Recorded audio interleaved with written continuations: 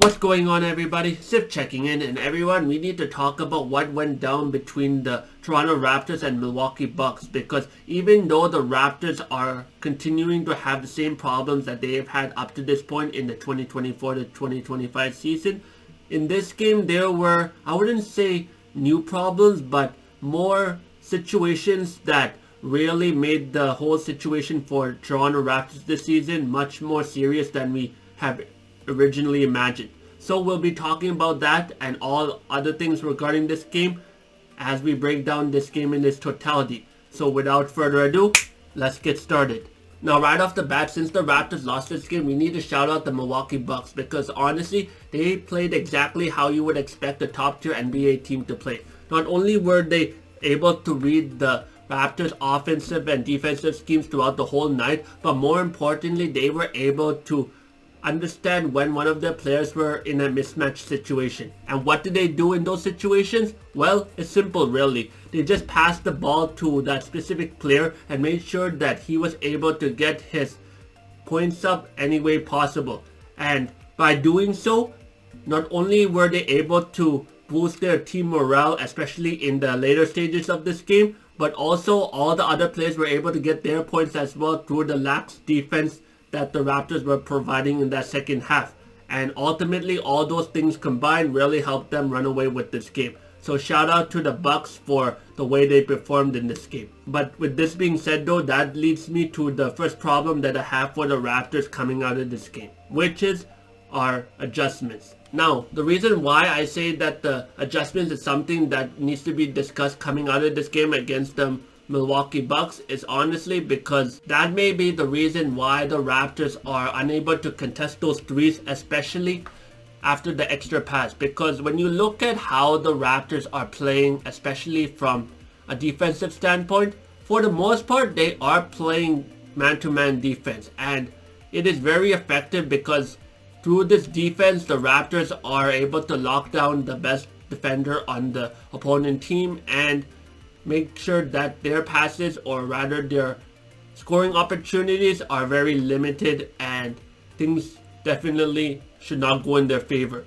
However, the problem lies when the Raptors played that double team defense. What I mean is when the Raptors decide to double team a player, because in those situations all the opponent needs to do is make sure that they pass to the teammate that the original double team came for the Raptors.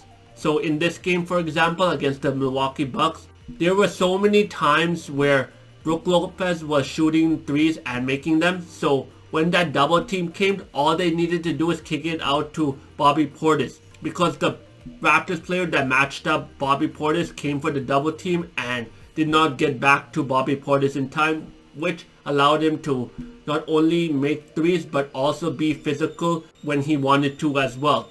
So to combat this and make sure that this doesn't happen in the future, honestly it comes down to a film situation. What I mean is that in future games that the Raptors have, they need to understand what types of players they are going to be facing, and as such they need to make sure that they have the necessary schemes, especially from a defensive standpoint, to make sure that no matter what situation arises, they'll be able to have specific people on that specific player so that the opportunities for them to score or get any shots that they prefer will be limited. And as a result, I believe that doing that will definitely help the Raptors increase their chances of winning, especially when it comes to the crunch. So let's see how the Raptors perform on that end going forward against New York, as well as all their future opponents as well. The final problem that needs to be addressed coming out of this game against the Milwaukee Bucks is the Raptors shot selection, because honestly everyone, the shot selection was not the best given the circumstances.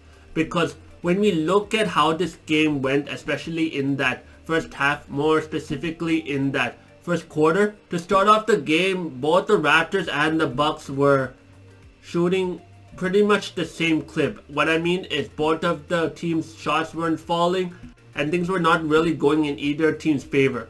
And through all of this, the Raptors were able to get a lead for a good portion of that first quarter. However, knowing the Milwaukee Bucks, you know that they are going to find some way to creep into this game. And unfortunately for the Raptors, they made some rash decisions when they had the lead, which not only led to turnovers, but also helped the Milwaukee Bucks get back to tie the game and ultimately at that point get control of this game. Because after the Milwaukee Bucks got control of this game by tying the game and getting the lead, well, the Raptors were behind the 8 ball and it just took so much energy to really fight back. And at that point you really could see that there was nothing that the Raptors could do to really stand a chance against the Milwaukee Bucks, especially with how they were playing in that second half.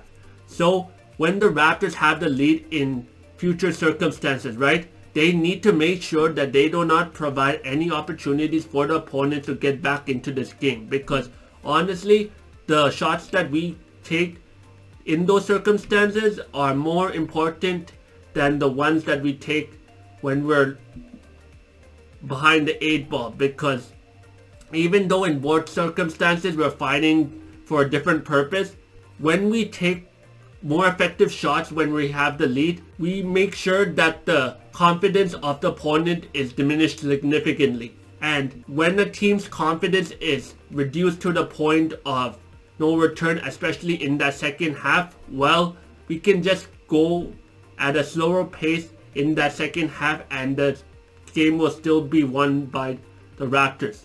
And that is ultimately what the goal should be, especially as we continue to get more experience. So hopefully the Raptors understand that they need to have some high quality shots, especially to start off the game, so that not only will they able to set the pace of the game, but more importantly, in the cases where mistakes are going to happen, they will be able to use the lead and the point differential that they have accumulated up to that point to really ease the situation from making it any worse than it is. So let's see how the Raptors do in the games going forward, as well as if their shot selections continue to improve as the games continue in the rest of the season. Finally, the one positive for the Raptors coming out of this game is Jakob Poeltl, because he did everything in his power to make sure that the centers were at bay for a majority of the game.